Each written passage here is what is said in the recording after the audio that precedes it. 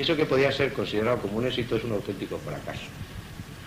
Porque un colegio médico, ante semejante barbaridad de decir que no existen las metástasis y que las está provocando el propio médico, no se digne ni siquiera someter eso a juicio.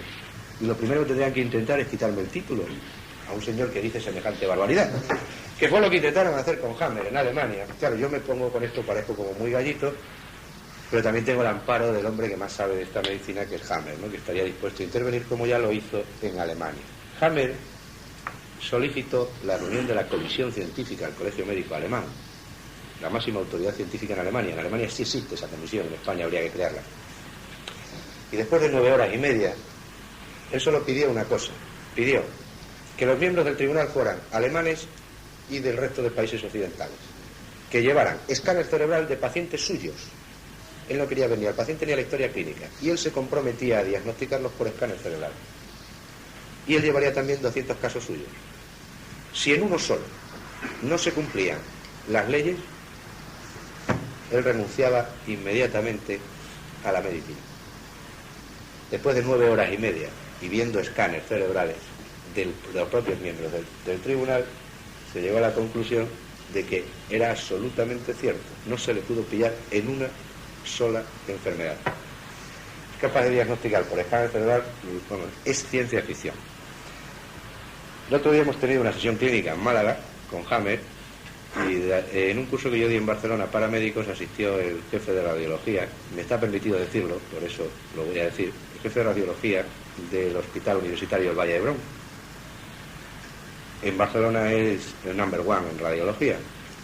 Y entonces me invitó a comer y me dice: si es verdad lo que estás diciendo en el curso, aquí vas a tener un páncer si me demuestras que eso es verdad. Voy a entrar a saco contra toda la radiología. Tiene 54 años, ya no es un niño. Digo, piénsate bien lo que acabas de decir, porque yo voy a cumplir la primera parte y luego te tocará a ti, te voy a exigir que cumplas la segunda. Digo, hay una sesión clínica con Hammer en Málaga, vente para allá. Entonces, hoy hay una prueba que la radiología ya ha rechazado por inútil, que es el TAC cerebral simple y sin contraste, que es lo que nosotros pedimos, el escáner cerebral simple y sin contraste. A cualquier médico que se le ocurra pedir eso le dirán que es una tontería, que como mejor se ve es con contraste. Con contraste no se ve absolutamente nada de lo que hay que ver. Sin contraste es como se ve. Este jefe de radiología del Valle d'Hebron, en su protocolo de radiología, tiene totalmente prohibido que se haga, lo pida quien lo pida, un TAC cerebral simple y sin contraste. Y ahora se pone él a pedirlo, con lo cual está mirando en el servicio como si estuviera loco. Y él lo primero que hace es se coge su propio escáner cerebral simple y sin contraste y se viene aquí a ver a Hammer. Hammer lo pone en la pantalla y le cuenta la historia de su vida de los últimos 20 años.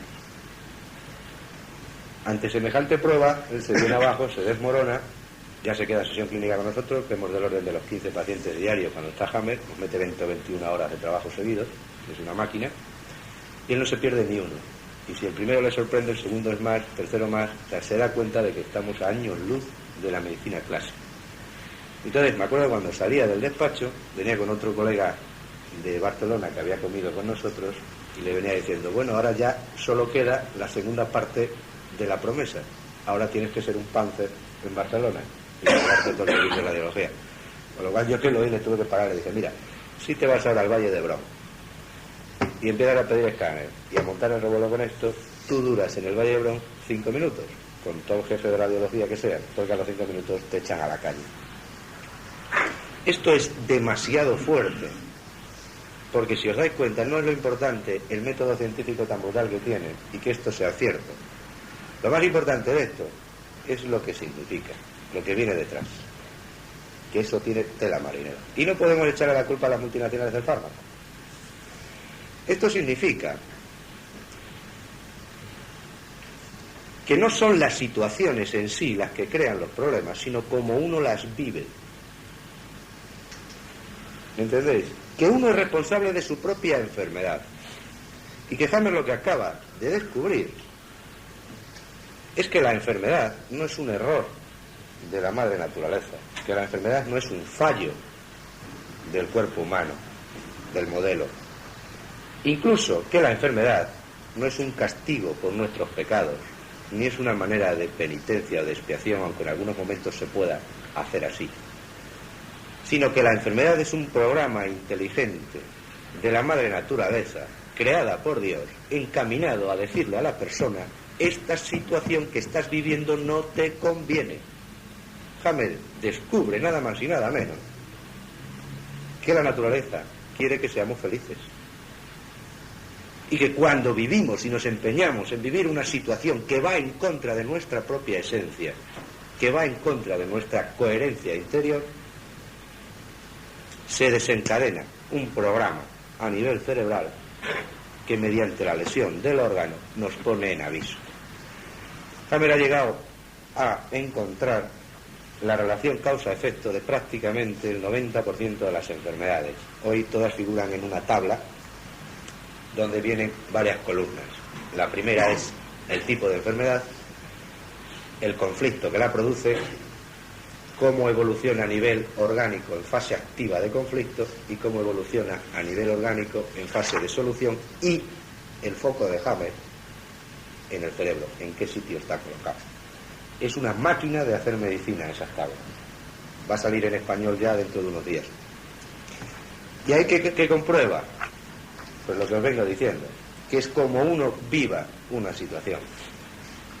Que si yo estoy peleado con mi hermano, o si estoy discutiendo sobre una herencia con mi hermana, y yo solo estoy viviendo malamente porque considero que a mí me corresponde tal y cual y no me lo están dando, en esa situación y en esa vivencia no le estoy haciendo daño a mi hermana para quitarle la herencia, me lo estoy haciendo a mí mismo. Que somos nosotros los causantes de nuestra propia enfermedad, que somos nosotros causantes, que ya no podemos echarle la culpa a otros, que se acabó eso de decir: la naturaleza ha fallado en mí, la mala suerte, el castigo divino, y ahora voy al médico para que el médico me cure. Es decir, haciendo una dejación continua de nuestras propias responsabilidades. Es decir, yo no soy responsable de mi enfermedad, ni yo estoy facultado para mi curación. Hammer descubre que es totalmente al contrario. Usted es el propio responsable de su enfermedad y usted es el que está capacitado para curarla, porque en la medida en que usted resuelva el conflicto se cura. Y si no, no hay tu tía, y ya te puede dar el médico lo que te quiera dar, que no sale uno adelante si está en conflicto activo. Se acabó el ir al médico para que el médico me resuelva el problema. Ahora el médico te podrá dar las cartas de navegación, te dirá: tu enfermedad viene por aquí, tu enfermedad te está tratando de decir esto. Cuando una persona está viviendo una situación indigesta, me he tragado una situación, pero no la digiero, estoy haciendo un cáncer de estómago. Y en ese momento, en la curvatura mayor del estómago, se está produciendo un crecimiento de una masa tumoral que, fíjate qué casualidad, es hiperproductora de ácido clorhídrico, lo que se necesita para digerir. ¿Para qué? Para digerir la situación que está viviendo. Y mientras esa persona no resuelva ese problema y no deje de indigestársele esa situación, ese cáncer no se para. Ya le podrán quitar el estómago, le podrán hacer lo que le dé la gana, pero eso sigue adelante. ¿Comprendéis? En el escáner cerebral nos encontramos conflictos de territorio, conflictos de pérdida. Un conflicto de pérdida de un ser querido afecta en mujer a ovario y en varón a testículos. Tú me cortas cuando veas, ahora sí. Porque podemos estar hablando horas y horas. Podemos encontrar un conflicto de territorio directo que afecta a arterias coronarias. Podemos encontrar conflictos de frustraciones, tipo sexual. Podemos encontrar conflictos de desvalorización, es decir, hay un mapa entero cerebral con los diferentes conflictos que lo afectan. Pero un día, viendo el tema de qué tipos de conflictos hay, en el escáner, y estaba con un compañero, yo venía dándole vueltas a un tema, y quizás este sea el sitio adecuado a lo mejor para manifestarlo, y nos encontramos de que si resumimos todos los tipos de conflictos que hay en un escáner cerebral, todos los tipos de conflictos que puede vivir una persona, y ahí se engloban todas, absolutamente todas las enfermedades, nos encontramos que esos conflictos englobados solamente podríamos englobarlos en dos tipos de conflictos. Hay dos asuntos madre y lo demás son matices de esos asuntos. Dependiendo del matiz es el órgano que se ve afectado. Pero esos dos conflictos básicos donde cae el ser humano son conflictos de apegos y desamor, y no hay más. Los apegos no hace nada más que apegarse uno. Este señor que tiene una fábrica y que la fábrica se le viene abajo, contrariedad indigesta, contrariedad en el territorio, pérdida económica, se me va a venir todo abajo, se me viene todo abajo, ya no puedo más, que va a ser de mis hijos, no voy a tener que quitar de los estudios y tal, igual. El señor se está fastidiando un hígado, por ejemplo. Dentro del hígado hay muchos tejidos. Guarrada, me han quitado lo que era mío, me han hecho una faena. Puede ser desapego, o sea, puede ser apego, puede ser desamor. Desvalorización, que es un conflicto que nos encontramos muy a menudo. ¿Y qué es un conflicto de desvalorización? Si no es al fin y al cabo un conflicto de desamor. ¿A quién? A uno mismo. Y nos encontramos que el conflicto de desvalorización afecta a huesos, y que dependiendo del matiz de la desvalorización, afecta a un hueso o afecta a otro. Lo tenemos completamente encajado. Una persona que sufre una desvalorización intelectual afecta a las vértebras cervicales, y en fase activa de conflicto perderá sustancia, descalcificación, y en fase de solución, recalcificación. Y ahí es cuando duele, porque en fase activa no duele nunca, solo duele en fase de solución. Para recalcificar el hueso se tiene que distender el periósteo, y en la distensión se produce el dolor. El periósteo es el que lleva la fibra nerviosa sensitiva. Y esos dolores de cervicales son dolores de revalorización intelectual. Preguntándole al paciente, esta persona acaba de resolver un problema de desvalorización intelectual. Siempre, absolutamente siempre, en el 100% de los casos. Tiene que haber tenido antes, previamente, el conflicto de desvalorización. Si vamos cogiendo huesos por huesos, veremos matices de desvalorización uno detrás de otro. Y uno retoma un poco los evangelios, la Biblia, te encuentras que nos han dicho que somos templo del Espíritu Santo, pero no nos lo hemos creído. Y entonces el templo, ¿quién mantiene el templo levantado? Las columnas. Y cuando uno no se lo cree, no se cree que es templo del Espíritu Santo, cuando dice soy una porquería, no valgo para nada, con esta situación no soy capaz, que a mí Dios no me quiere, estás atentando contra las columnas del templo, que son los huesos de tu templo, y se te vienen abajo. Y como es un conflicto en el que entramos y salimos con mucha facilidad, ¿qué es una artrosis? La artrosis es el conflicto activado y desactivado. Cada vez que desactivamos, recalcificamos. Cada vez que activamos, descalcificamos. En la desactivación del conflicto viene la recalcificación, viene el dolor. La columna dorsal, conflicto de desvalorización en la personalidad. Y así seguiríamos: el hombro derecho con la pareja, el hombro izquierdo con los hijos, la cadera derecha es no poder con una situación.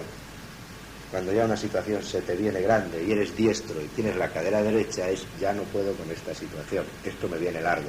En fase activa de conflicto perdería sustancia ósea, uno no se enteraría. Y en fase de solución se recalcificaría y uno tendría el dolor. Y se cumple en el 100% de los casos. Tenemos los ganglios linfáticos. Dentro de los conflictos de desvalorización, la desvalorización afecta a huesos, músculos y ganglios. El matiz de la desvalorización te va a afectar, te determina la zona del cuerpo en la que va a aparecer el proceso. Los ganglios linfáticos son conflictos de leve desvalorización de sí mismo. Los músculos serían moderada desvalorización de sí mismo, y una gran desvalorización de sí mismo serían los huesos. Entonces el ganglio linfático es un mesodermo cerebral, es un tejido que en fase activa de conflicto pierde sustancia. Entonces resulta que una persona que tiene una leve desvalorización de sí mismo, por ejemplo en su territorio, mi territorio, hay que entender por el territorio, yo lo nombro mucho, que el territorio de una persona es su casa, sus posesiones, su trabajo, incluso su territorio afectivo, su mujer y sus hijos. Entonces cualquier situación conflictual que afecte a ese territorio, que la viva como conflictual, dependiendo del matiz, puede lesionar un relevo u otro y por lo tanto un órgano u otro. Entonces en ganglios linfáticos en fase activa de conflicto se pierde sustancia, se hacen agujeritos en el interior de un ganglio, el ganglio se convierte en un queso gruyere, es un agujerito. Además esto es una historia muy bonita, porque esto fue lo que le llevó a Hammer a descubrir, a confirmar la tercera ley. Pero claro, imaginaros que tenéis un conflicto de eso que podemos tenerlo aquí a lo mejor todos los que estamos, o por lo menos unos cuantos seguro que lo tenemos. Y en fase activa de conflicto está haciendo agujeritos el ganglio. Y por ejemplo, pues es en territorio directo y lo tenemos en ganglios del cuello. No se nota. Yo puedo tener ahora mismo aquí 2 ganglios con agujeritos y no se nota. No tengo sintomatología ninguna. No me lo podría ver nadie en una placa ni en ninguna parte. Claro, no voy a ir yo al médico a que me saque ahora un ganglio, ¿no? Entonces, en la fase activa de conflicto pasa total y absolutamente desapercibida. Pero imaginar que yo me revalorizo dentro de unos días y de pronto viene la fase de solución. La orden cerebral es conflicto resuelto, inmediatamente orden al ganglio de que se rellenen los agujeros. Pero las células del borde de los agujeritos se tienen que multiplicar. Y entonces tienen que hacer un trabajo extra. Y le piden al cerebro materiales de construcción. Nosotros nos vamos a dividir, nos dan la orden de que nos reproduzcamos para tapar el agujero, pero mandan los materiales extra. La única manera que tiene el cerebro de mandar materiales de construcción extras a una zona es mediante un edema. Cúmulo de líquido que lleva las sustancias sobrenadantes necesarias para que esas células del borde, acordaros de la herida de aquí, con la inflamación alrededor, puedan coger esa sustancia, multiplicarse, dividirse para tapar el agujero. Y entonces se produce una inflamación alrededor del ganglio, el ganglio afeitándome, ¡pam!, tengo un ganglio aquí. Esto no es normal, me voy al médico, vamos a sacarlo, lo abren y encuentran células en reproducción con inflamación, linfoma de Hodgkin, justo cuando me estaba curando.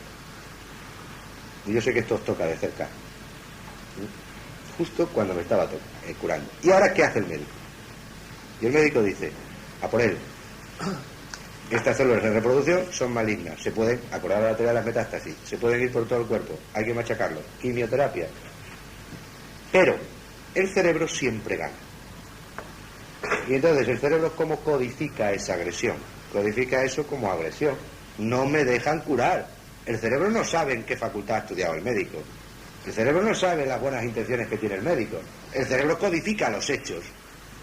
Y si yo, que estoy mandando una orden de rellenar un agujero, ahora llega un gracioso, me mete quimio para evitar que las células se multipliquen, me mete radioterapia, cirugía, todo lo posible, no quieres caldo, toma 3 tazas. Si con una orden de 50 no consigo que las células se reproduzcan, le voy a dar una orden de 100. Y si no, de 200. Cuando pasa el efecto quimio-radio, ¡bum!, los ganglios otra vez así. Y estamos jugando al ratón y al gato continuamente. ¿Qué hacemos con un linfoma de Hodgkin? Y puedo dar fe de que tengo varios curados. Pues muy sencillo, tranquilo, enhorabuena, una tarta, póngate unas velas que se le inflaman los ganglios. Pero oiga, que mire cómo estoy. Sí, muy bien, pero dentro de 6 meses usted no los tiene. Se han resolvido perfectamente, ha acabado la fase de curación y aquí no ha pasado nada. Pero oiga, es que se me puede ir la célula, ¿a dónde? A ninguna parte. Fijaros con qué tranquilidad se puede ir ese paciente para casa.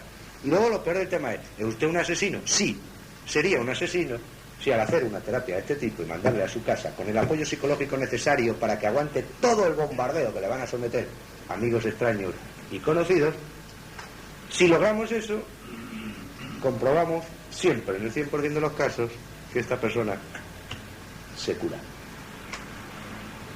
Por eso podemos estar aquí hablando ahora y no metidos en la cárcel, por el resultado, por lo que decía Manolo antes, porque tenemos miles de casos curados de cáncer, de cánceres incurables.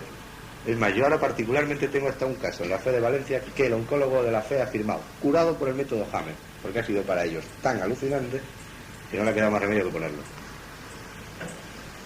¿Comprendéis? Pues esto es lo que ha descubierto, aparte de la tercera, la parte de la cuarta y quinta ley, que ya son quizás mucho más médicas y específicas y que nos aportarían mucho. Bien, pues podemos hablar ahora todo el debate y preguntas. Un momento, porque nos va a preguntar los que comemos aquí, ¿no? ¿Me permitís un cigarro? Sí. A ver, ¿alguno no va a comer? No lo digas, que nos empezamos aproximadamente, quizás un poquitín más, de preguntas, debates, cuestiones, todo lo que se quiera responder. Yo no sé si sería como método hacer 3 o 4 preguntas seguidas, porque a veces la pregunta y la respuesta se tarda mucho, entonces 3 o 4, no muchas más, para que pueda sintetizar y pueda devolver. Yo pido perdón por estar fumando. No puede cambiar la ventana allí. Pero es que desde que me enteré que no produce cáncer ya no lo dejo.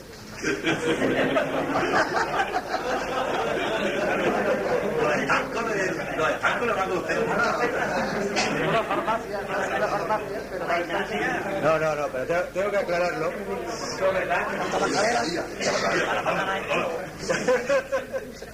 Tengo que aclararlo un poquito, porque el tabaco es malo. El tabaco es un tóxico y ya os dije que estas leyes no se cumplen. Y si uno se ve un vaso de lejía se quema la garganta. Entonces ahí no hay conflicto de Hammer, ahí hay un vaso de lejía. Pero aquí pasa exactamente igual. La nicotina, los aquitanes son tóxicos directos sobre los cilios biláteres de los bronquios, y esto más tarde o más temprano produce una bronquitis crónica obstructiva por acción directa del tóxico. Lo que nunca, jamás puede producir es un cáncer. Pero, sin embargo, este paquete de tabaco, el paquete, lo de fuera, sí puede producir cáncer de pulmón. Porque aquí pone, las autoridades sanitarias advierten que el tabaco perjudica seriamente la salud. Pero en este, que he tenido más suerte todavía, pone además, las autoridades sanitarias advierten, fumar provoca cáncer. Eso es mentira. Eso es mentira. Pero imaginaros, son casos reales que tengo en la consulta, un señor padre de 5 hijos que le están diciendo a sus hijos y su mujer todavía, papá no fume, papá no fume, papá no fume. Que está bombardeado por el papá no fume en todas partes y en todos sitios. Y una mañana se levanta y como realmente tiene una bronquitis crónica obstructiva, las secreciones pulmonares se remansan por la noche, no puede echarlas porque sus cilios, los pelillos que tenemos en el interior de los bronquios encargados de echar las secreciones para afuera, no se mueven bien, van lentos por acción del tabaco, tiene que provocar la tos matutina del fumador y echar con tos con expectoración. Pero como tiene una irritación continua de la faringe por culpa del tabaco, tiene las venillas ahí a flor de piel. Y una mañana un esputo de esos, rompe una venilla y cae en el lavabo con sangre. Y entonces un esputo con sangre. Y entonces el hombre hace, ya está aquí. Me lo pillé. Y es shock psíquico, altamente traumático, que te pilla a contrapié y vivido en aislamiento. ¿Por qué? Porque se lo calla, se asusta. No voy al médico, ¿para qué? Si me va a decir lo que tengo. Madre mía, ya la lié, mira que me lo han dicho veces. Y está noche y día dándole vueltas al tema. Además tiene la mala suerte que a los 3 días vuelve a hacer lo mismo. Y esto ya no tiene solución. Y tarda, y ese fue su error, tardó 3 meses en ir al médico. 3 meses que estuvo viviendo un conflicto de angustia de muerte.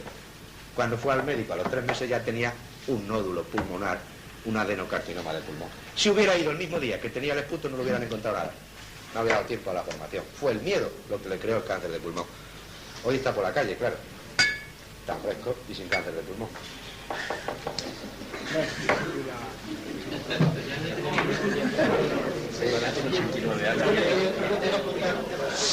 Quería contar una historia muy pequeña que me sucedió a mí, ¿sabes? A mí me diagnosticaron un cáncer de los ganglios inguinales. Me llevaron a cirugía, me han metido quimioterapia y radioterapia, y cuando estaba en el hospital en plena función de quimioterapia y radioterapia, mi señora contactó con un compañero suyo, por teléfono. No recuerdo el nombre en este momento, pero vamos. Y entonces, sí, exactamente. Entonces, le fue explicando ella la sintomatología que yo tenía y la situación y demás, y dijo, usted no se preocupe, que está curado ya. Y de hecho, a mí eso es lo que me ha resucitado.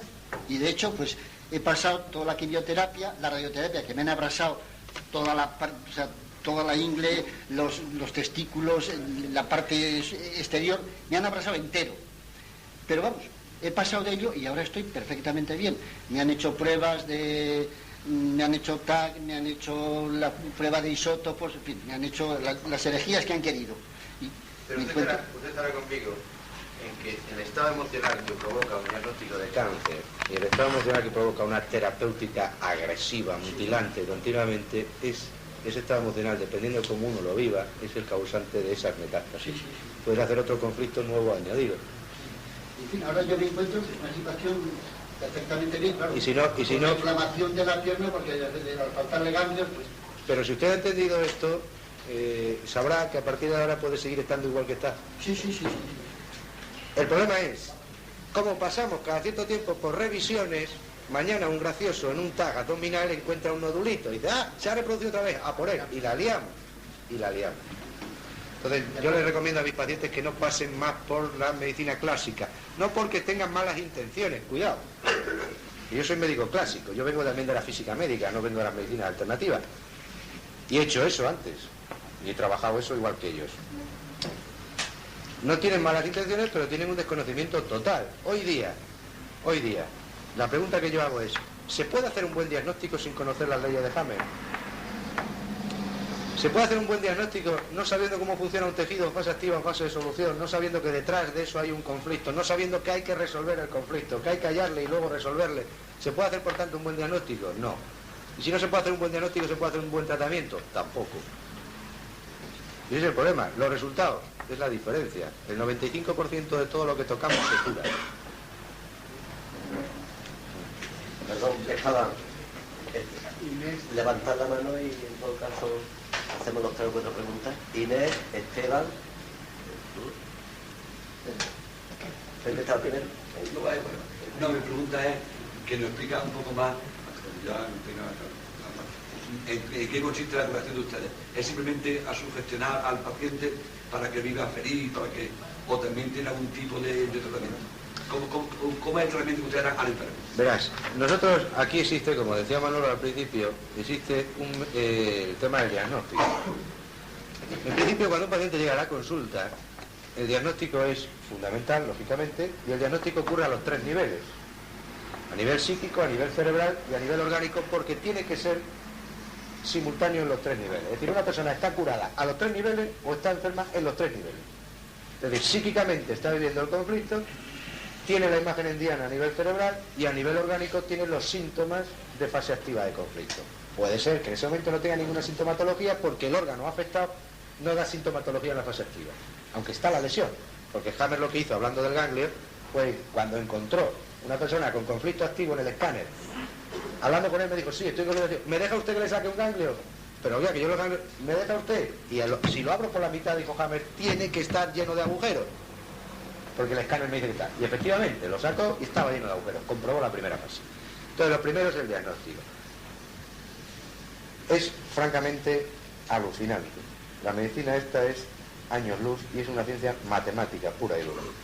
Entonces, se llega al diagnóstico por cualquiera de los vértices, puede llegar a los otros. Dime qué sintomatología tienes en el órgano y yo ya sé si es sintomatología activa o sintomatología de solución, sabiendo el órgano sé el tipo de conflicto y sé la imagen que va a salir en el cerebro. Dame un escáner cerebral, te digo qué órganos tienes afectados, en qué fase se encuentra la enfermedad, si activo y solución, y por lo tanto qué conflictos lo están produciendo. Dime qué conflicto tienes y te diré qué órgano te estás lesionando y qué está apareciendo en el escáner cerebral tuyo. Entonces, el diagnóstico, al tener esas 3 herramientas, es prácticamente infalible. El tratamiento. Ante un conflicto solo quedan 2 opciones. Hay que resolver el conflicto. Entonces solo quedan 2 opciones. O se deja de vivir conflictualmente la situación o se separa uno de ellas.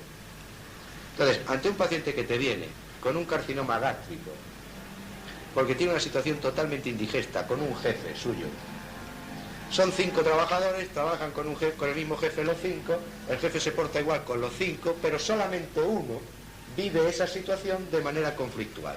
Entonces la jugada es, o dejas como los demás de vivir conflictualmente esa situación, o te separas de ella, te cambias de trabajo. Inmediatamente se desencadena la fase de curación. El conflicto hay que resolverlo emocionalmente. Hay personas, por ejemplo en matrimonios, que viven su relación conflictualmente. Entonces, o dejan de vivirla conflictualmente o se separan, porque si no la naturaleza se encarga de separarlos. Entonces, no es una cuestión de decir, tómate estos fármacos y tal. Nuestro trabajo consiste en darle al paciente las cartas de navegación. Decirle, mira, tu problema es este, te viene por esto, y esto es lo que tienes que resolver. Lo que la naturaleza te está tratando de decir es que aquí estás viviendo una situación que no te conviene. O dejas de vivirla o te separas de ella. Y entonces desencadenas la fase de curación con una sintomatología muchas veces que es muy florida, porque a nivel abdominal y a nivel hueso es muy importante. Entonces, el trabajo de la nueva medicina consiste en utilizar todas las terapias que están a nuestro alcance, tendentes a aliviar la sintomatología de fase de curación, o sea, al paciente hay que llevarle lógicamente a la conflictolisis, a resolver el conflicto. Una vez que lo ha resuelto, va a desencadenar una sintomatología. Por ejemplo, en un problema abdominal será una artritis, se le inflamará la barriga. El médico clásico dirá, alarma, esto está peor, y nosotros diremos, enhorabuena, eso se está curando. No hay, por tanto, que quitar esa artritis. Nuestro trabajo sería tratar esa ascitis para que dé una sintomatología lo más soportable posible sin quitarla. Es decir, el tratamiento de los síntomas de curación en la medida en que podamos aliviarlos, siempre y cuando con nuestra actuación no cortemos la orden cerebral de curación. Lo que no puedo hacer es evacuar la ascitis, porque si quito la ascitis el cerebro dice no me dejan curar, ¡bumba!, rebote de ascitis, lo que estamos viendo todos los días en los hospitales. Lo que no puedo evacuar es un derrame de pulmón que se está produciendo por miedo por su tórax, porque le tengo que pinchar, le provoco más miedo y vuelve a aparecer otra vez el derrame pleural. Es decir, nuestro tratamiento es muy sencillo, pero a la vez es muy complicado, porque va a aparecer una sintomatología que el paciente y todo su entorno tradicionalmente ha considerado como agravamiento del proceso.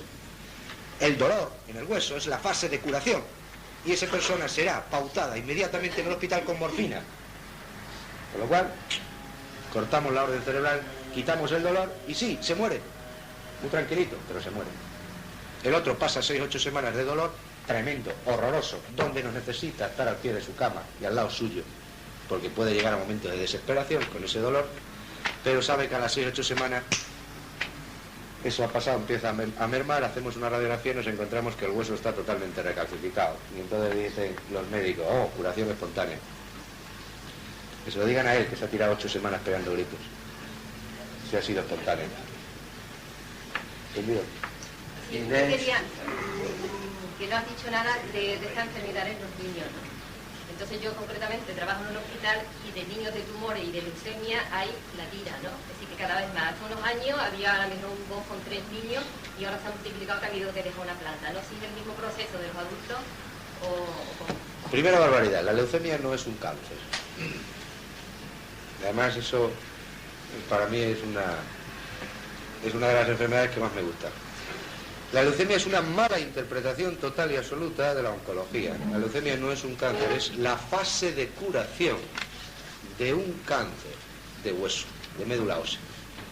Leucemia solo puede aparecer cuando la persona se está curando. El mal tratamiento, el interpretar a la leucemia como un cáncer, es decir, esa reproducción de células madres en la médula ósea es identificada como la reproducción de células en el ganglio, como la reproducción de células en el ducto de la mama, es identificada como proceso proliferativo cancerígeno, cuando no lo es, porque la fase activa del conflicto es la pérdida de sustancia de médula ósea. Y en la fase de solución se tiene que rellenar. Pero a la vez lleva una orden de hematopoiesis, una orden de producción masiva de células sanguíneas, que al no haber la suficiente médula ósea para producirlas, el resto que está sana al recibir tremenda orden cerebral produce inmaduros, y es la aparición de blastos en la sangre. Nunca, jamás, un exceso de blastos en sangre ha matado a nadie. Sin embargo, se lo considera como enemigo y se le da quimioterapia. ¿Por qué aparecen los niños? Es la fase de curación de un conflicto de desvalorización tremendo de sí mismo. Y es muy difícil pensar que un niño de 1 año pueda estar desvalorizado. A veces los hay. Pero aquí Hammer viene a dar un bombazo a todo esto de la ingeniería genética y todas estas gracias. Porque Hammer se dedicó un tiempo a hacer escáneres cerebrales de los niños recién nacidos. Y por el escáner cerebral del niño le podía contar todo el embarazo a su madre. Lo que Hammer viene a demostrar y viene a comprobar científicamente es que el niño en el vientre de su madre tiene plena conciencia de todas las vivencias de la madre y que vive los conflictos en el claustro materno y que cuando se separa de ella puede provocar la fase de solución.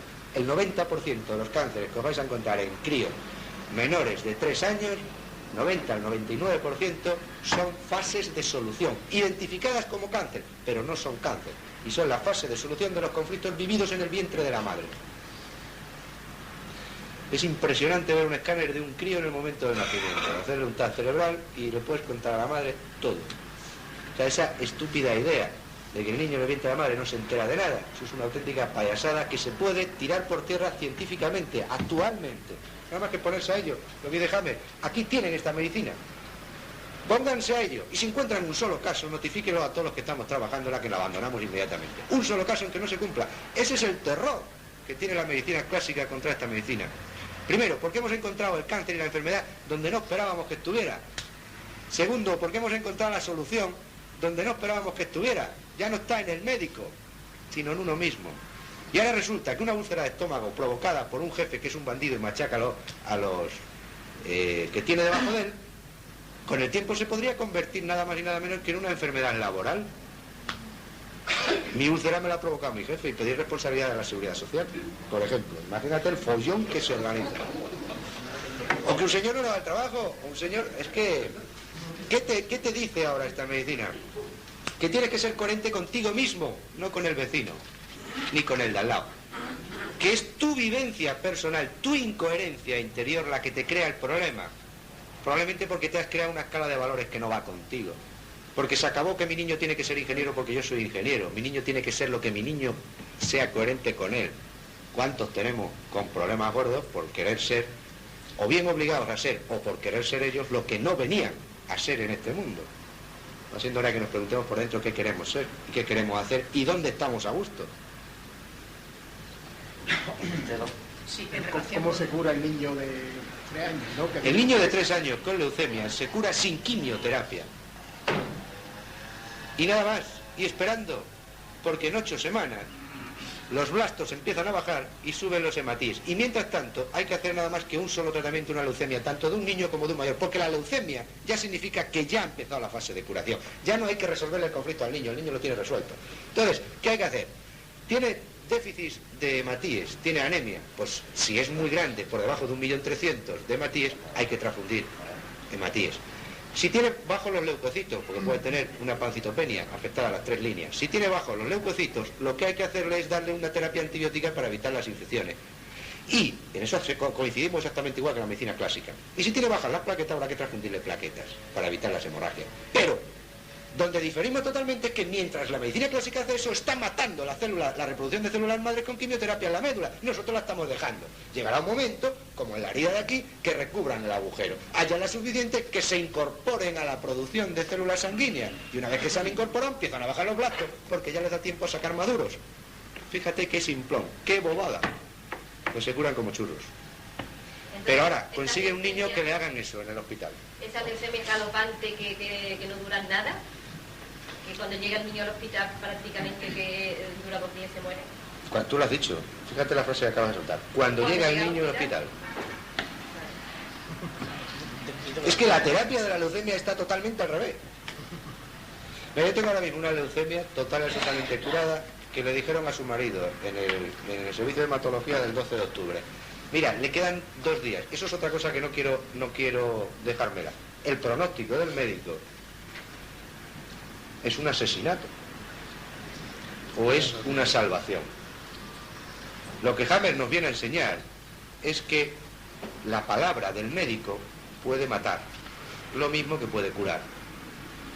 A este señor le dicen, llévate a tu mujer corriendo para Almería porque le quedan a lo sumo 3 días de vida. Esto fue en el mes de mayo del año pasado. La mujer anda jugando al gol, montando a caballo y haciendo todo a día de hoy. Porque en vez de llevársela a Almería, para evitárselo de la caja de zinc, ya sabéis, en vez de llevársela a Almería, la pasó por mi consulta. Y el conflicto era clarísimo, porque lo del tema del conflicto, no penséis que vamos aquí a lucubrar mentalmente. Yo, con un escáner, podemos hacer una cosa. A una chiquita de Valencia, que es ese caso que figura, una chiquita que me la ven en el Hospital de la Fe de Valencia, le dan 1 mes de vida. Lo tuyo no tiene arreglo, es lo peor que te podías haber cogido. Melanoma maligno mediastino. Esto ya no tiene arreglo ninguno, en 1 mes estás lista. Quimio, radio, lo que te den, te mueres. Viene corriendo a mi consulta, a Málaga, y la pregunta que después de hacer el escáner, que le puedo hacer, no es que yo le haga, que le puedo hacer con un escáner y que cualquier médico de la nueva medicina le haría, es la siguiente, para que veáis el nivel de precisión que se puede obtener. A ti, hace 8 años, te violaron. Y te violó una persona que tú conocías y a la que tenías pánico. Y dice, sí señor, total y absolutamente verdad. Parece brujería. Pues no lo era. Eso es todo, te lo puede decir un escáner cerebral y la sintomatología orgánica. Entonces esa mujer, a partir de ese momento, le tienes que decir, si alguien en tu hospital es capaz de hacerte un diagnóstico de esto por un escáner cerebral, ponte en sus manos. Si no, salte del hospital. Que fue lo que hizo, se salió del hospital y ella anda por la calle tan feliz, tan contenta, y ha formado un grupo de amigos de la nueva medicina en Valencia. Y su oncólogo ha firmado curada por el método Hammer. O sea, el nivel de precisión es así de brutal que podemos hacer con esta medicina. conexión con esto mismo, el tema de las malformaciones congénitas y de las deficiencias físicas y psíquicas en los recién nacidos, todo tiene que ver con el embarazo. No. Bueno, eso ya ahí no entro y ahí ya nos podríamos perder. Yo he dicho al principio que solamente hay 3 cosas que no cumplen las leyes de Hammett. Los traumatismos, te pilla un coche, la causa es el coche. Los envenenamientos y las enfermedades que naces con ella. El síndrome de Down, por ejemplo, el mongolismo, habría que preguntar mucho más alto que a Hammett para que nos diera la explicación. Eso es un hecho evidente que está ahí y que en principio no pensamos que pueda ser por un conflicto, sino por otras cuestiones. Ahí no entramos. De oír toda la vida una cosa, pues... Pero imagínate lo que encima de no solamente la hemos oído, sino que la hemos estudiado. Pero después empieza uno a relacionar muchas cosas, ¿no? Las que tú vas diciendo. Y es verdad, lo comentábamos José María y yo, de que nosotros tenemos allí un compañero, que José María le está echando una mano en la parroquia, que hace ya bastantes años le dijeron 3 meses de vida, pero que por la cara de vivir que tiene, pues lo está dejando a cada momento por embustero, porque nosotros decimos, está muy regular y veremos a ver lo que pasa con él y todo esto, y después pues te lo encuentras que va a celebrar la Pascua y todas estas cosas, ¿no?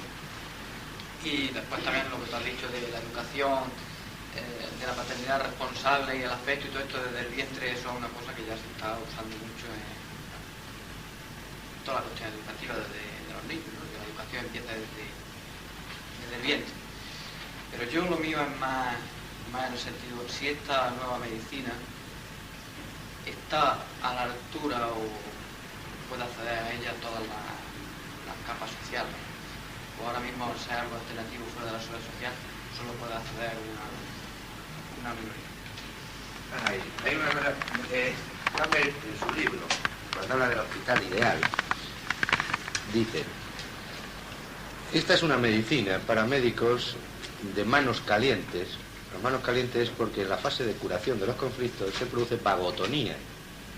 Y en la vagotonía uno tiene las manos calientes, vasodilatación periférica. Una persona con manos calientes no puede estar enferma, aunque sintomáticamente lo parezca, pero está en curación. Entonces es una medicina para médicos de manos calientes y corazón ardiente. Yo doy cursos para médicos y yo lo que les digo es una cosa: si los médicos piensan llegar a esta medicina para ganar dinero, lo tienen crudo. Esto es una medicina, efectivamente, como tú dices, para la gente humilde. Mira, cuando me entra un ingeniero de camino súper formado, yo sé que las posibilidades de éxito de esta medicina en ese ingeniero de camino son muchísimo menores que cuando me viene ese agricultor humilde del campo, que le dice: mira, esto te pasó en la linde con tu cuñado. Y dice: tío, es verdad, tiene usted razón. Y lo entiende fenomenalmente. Y ese lo entiende. Yo tengo ahora mismo un albañil de Almería que ha salido para adelante, y eso es tela marinera, pues hasta en Pamplona, en todas partes lo han llevado. A nivel económico esto es una ruina para el médico que lo hace. Y además yo particularmente lo único que puedo hablar es por mí. Yo no he tratado, pero eso desde que acabé la carrera no he dejado de tratar a ni un solo paciente por problemas económicos. Hammett no cobra nunca. Nunca cobra. Hammett vive de las publicaciones que hace. Nada más. Hammett toca a todos sus pacientes.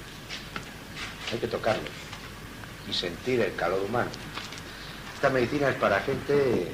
Ahora, los que estamos en primera línea de combate, digamos, con esta medicina, las vamos a pasar canutas, pero en el futuro ese poder tremendo que tiene la medicina, eso tiene que desaparecer. Entonces esto será una medicina que la gente en el futuro, yo no lo conoceré, y probablemente ninguno de vosotros, porque es demasiado fuerte, se aprenderá en las escuelas. La gente sabrá qué señales orgánicas aparecen cuando uno hace determinado conflicto, o qué conflicto está detrás de determinada sintomatología. Esas enciclopedias malditas de salud familiar que se tienen en las casas, donde uno va y cuando le han dicho que tiene un rhabdomiosarcoma, se va corriendo a mirar rhabdomiosarcoma, ¡ah!, y allí mismo se cae y se muere. Eso desaparecerá y en el futuro será: el rhabdomiosarcoma es un conflicto de desvalorización por esto y por esto, y cuando usted